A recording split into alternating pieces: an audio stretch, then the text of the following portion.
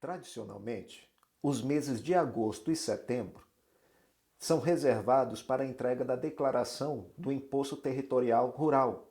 Por isso é importante que os proprietários de imóveis rurais e quem os assiste, quem os auxilia no preenchimento dessa declaração, como profissional do direito ou contabilista, é relevante que conheça as normas, as regras gerais relacionadas à obrigação perante o fisco.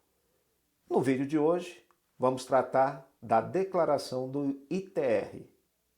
Seja muito bem-vindo ao Diretamente ao Direito.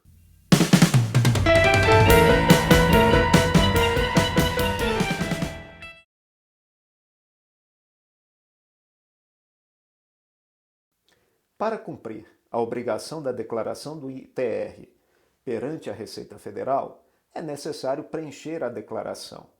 E essa declaração é preenchida de forma eletrônica pelo programa gerador do ITR, que está disponível no sítio eletrônico da Secretaria Especial da Receita Federal do Brasil. Após o preenchimento dessa declaração, o contribuinte ele deve entregá-la. Pode ser realizada a entrega via internet, o programa ReceitaNet, ou pode ser entregue em uma mídia com acesso a porta USB em uma unidade de atendimento da Receita Federal. Lembrando que nessa hipótese de entrega em USB, como por exemplo um pendrive, é necessário que o contribuinte fique atento ao horário de funcionamento da rede de atendimento da Receita Federal, das unidades de atendimento, para não correr o risco de entregar fora do prazo. E quais são os imóveis que devem constar nessa declaração do ITR? Todos os imóveis rurais. E os imóveis rurais, eles são encontrados por exclusão. A lei municipal, então cada município do Brasil define o que é a área urbana e a área de expansão urbana ou urbanizável, não estando nessas áreas considerado imóvel rural.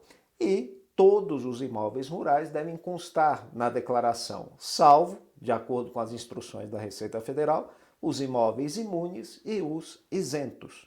Em relação aos imóveis imunes, são aqueles que não se sujeitam à incidência do imposto. Então, são os de propriedade da União, dos estados, do DF, dos municípios, das autarquias, das fundações instituídas e mantidas pelo poder público. Também não se sujeitam à declaração, por estarem cobertos pela imunidade, os imóveis dos templos de qualquer culto, das entidades religiosas, logicamente relacionadas à sua atividade essencial, bem como os imóveis pertencentes às instituições de educação e de assistência social sem finalidade lucrativa, os imóveis de partidos políticos ou de fundações de partidos políticos, bem como os imóveis das entidades sindicais dos trabalhadores. Todos essas pessoas jurídicas, todas elas têm cobertura pela imunidade, pela proteção constitucional, o que inclui os imóveis pertencentes ao patrimônio dessas entidades.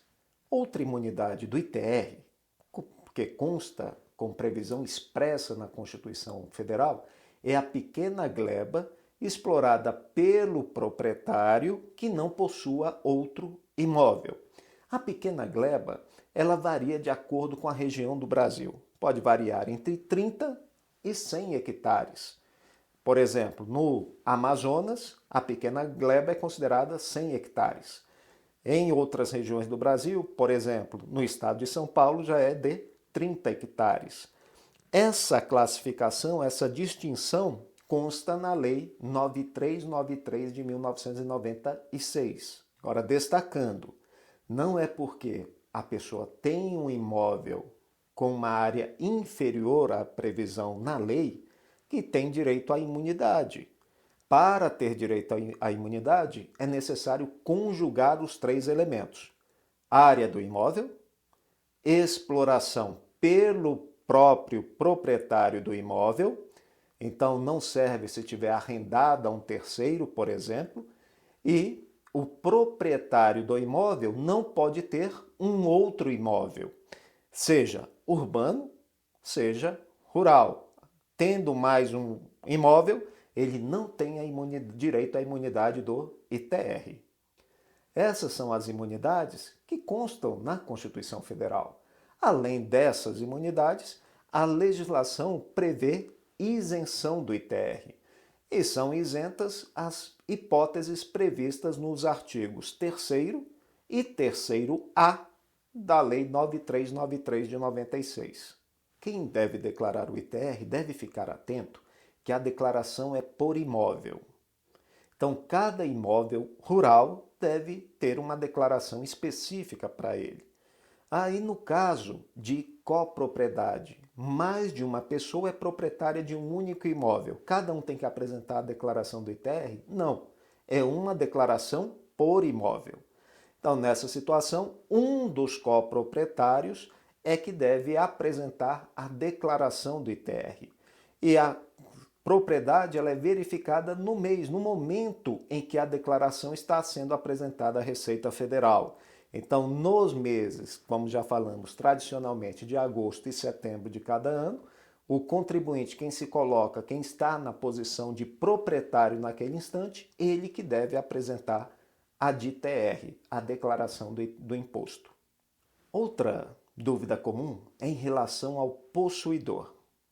A lei do ITR estabelece que o proprietário, que é quem tem o título de propriedade, quem tem o imóvel registrado em seu nome no cartório de imóveis, esse é o proprietário. Não há dúvidas que ele deve apresentar a declaração. Agora, a lei ainda estabelece o titular do domínio útil, são aqueles casos de contrato de enfiteuse, por exemplo, e o possuidor, a qualquer título. E aí a dúvida é, basta estar na posse do imóvel para ser obrigado a apresentar a declaração do imposto? E aí é necessária a divisão, separação entre possuidor com vínculo real, com direito real, e o possuidor do imóvel com um título transitório, uma relação obrigacional.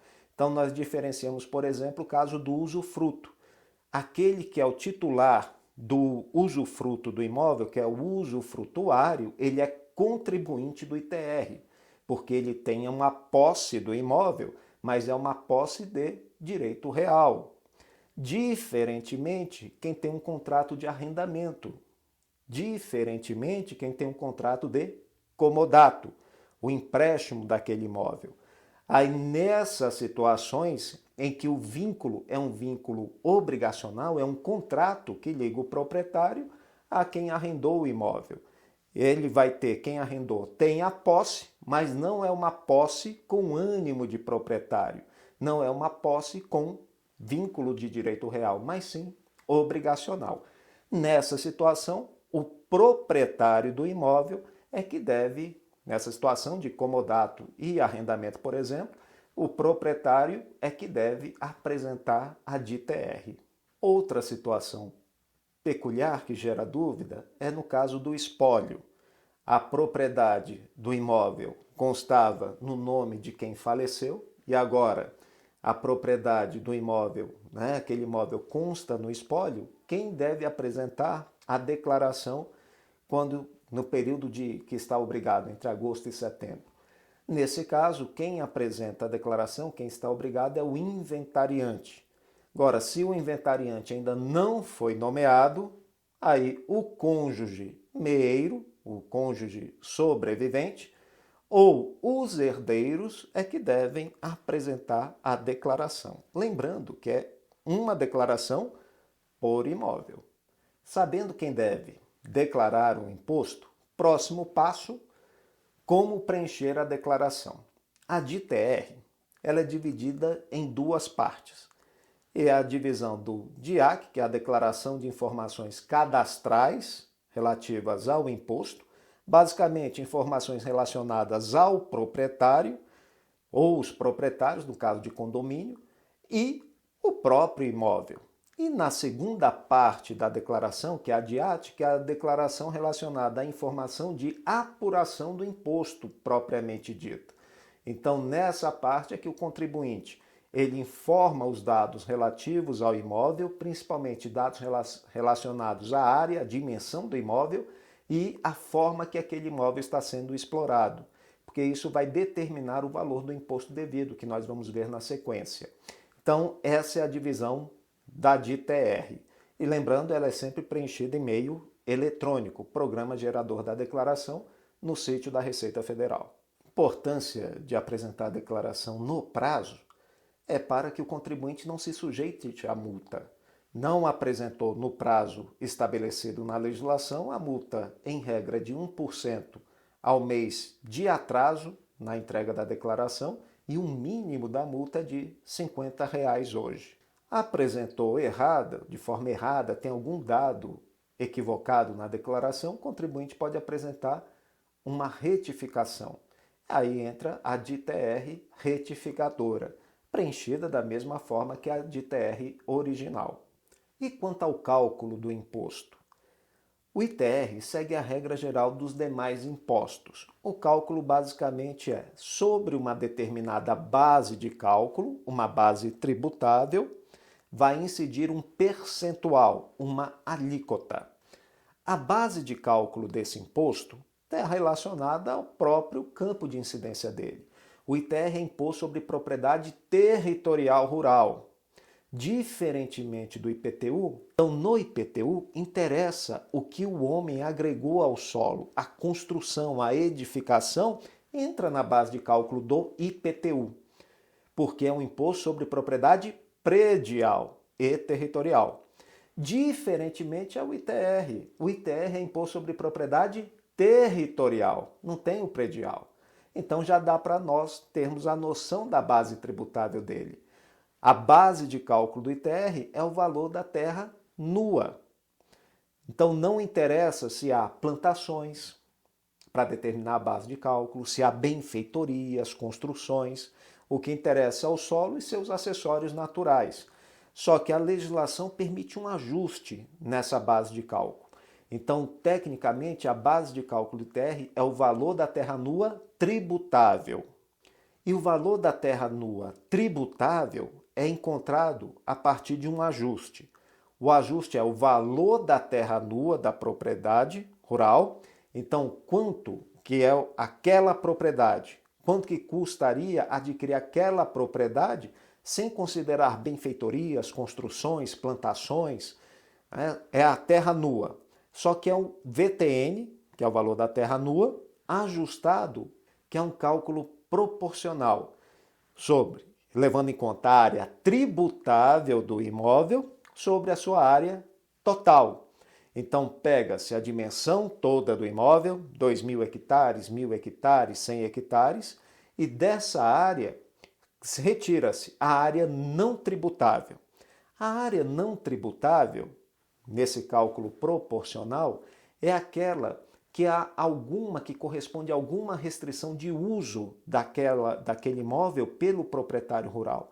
Então, são as áreas de reserva legal, a área de preservação permanente, a área de reserva permanente do patrimônio natural, ou as áreas comprovadamente impróprias para a utilização agropecuária, as áreas cobertas por florestas nativas, que são aquelas que não foram plantadas pelo homem, e as áreas de interesse ecológico, desde que regularizadas no órgão competente. Também não são computadas, por serem consideradas áreas não utilizáveis, aquelas áreas alagadas para reservatórios de usina hidrelétrica autorizada ou aprovada pelo poder público, bem como as áreas de servidão ambiental.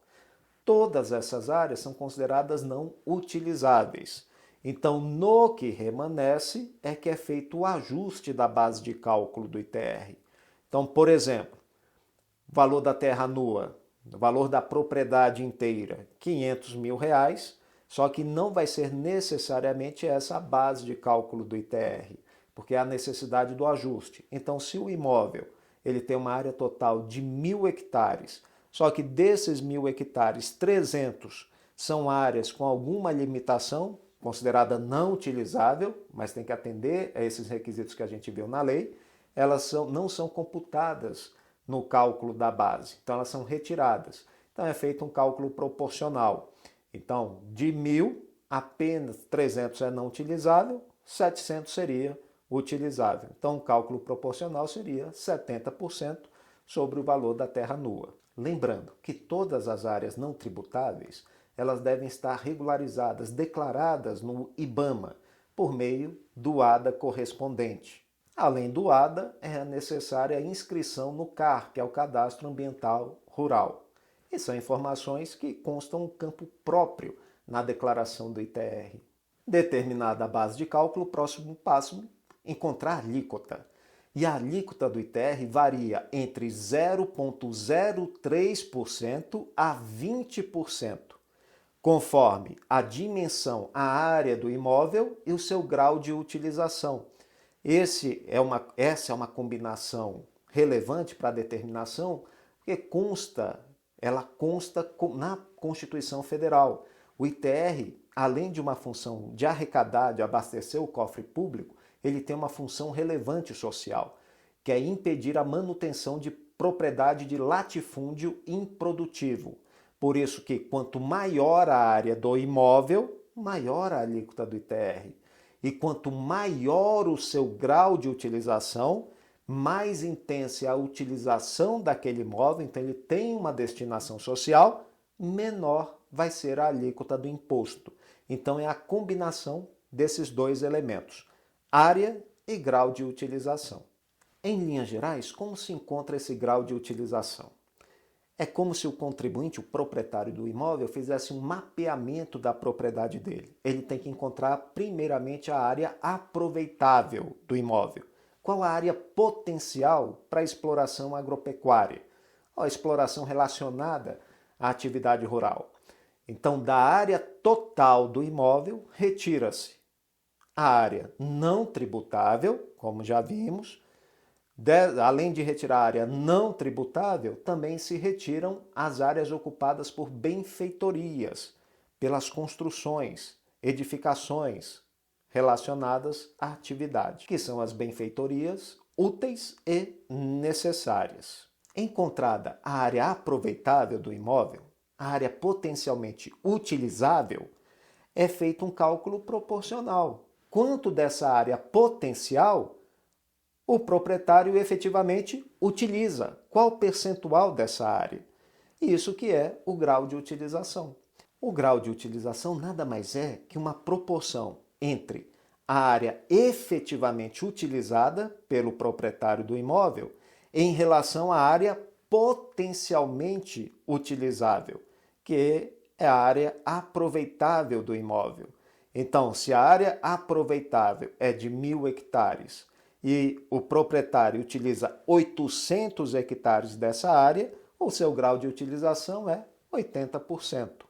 Lembrando que nesse cálculo proporcional é feito um ajuste em função da atividade ou da área ocupada com pastagens, para saber efetivamente se está comportando o número mínimo de cabeças de gado, por exemplo, para saber a utilização e não só a plantada com pastagem forrageira, e também o ajuste quando se trata de área extrativa, de extração vegetal. Então é necessário também a necessidade também desse ajuste. O próprio sistema já faz o cálculo com as informações que o proprietário apresenta.